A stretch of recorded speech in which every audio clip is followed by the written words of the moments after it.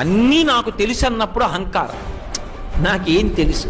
సర్వజ్ఞుడైనటువంటి వాడు ఈశ్వరుడు.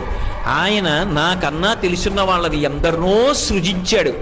ఆయన నన్ను ఇవాళ 4 మాటలు నేర్పి ఇక్కడ కూర్చోపెట్టి తరించరా అన్నాడు. 12 స్కంధములు ఆంధ్రీకరించిన పోతన గారు నేను భాగవతం ఆంధ్రీకరించాను అనలేదు.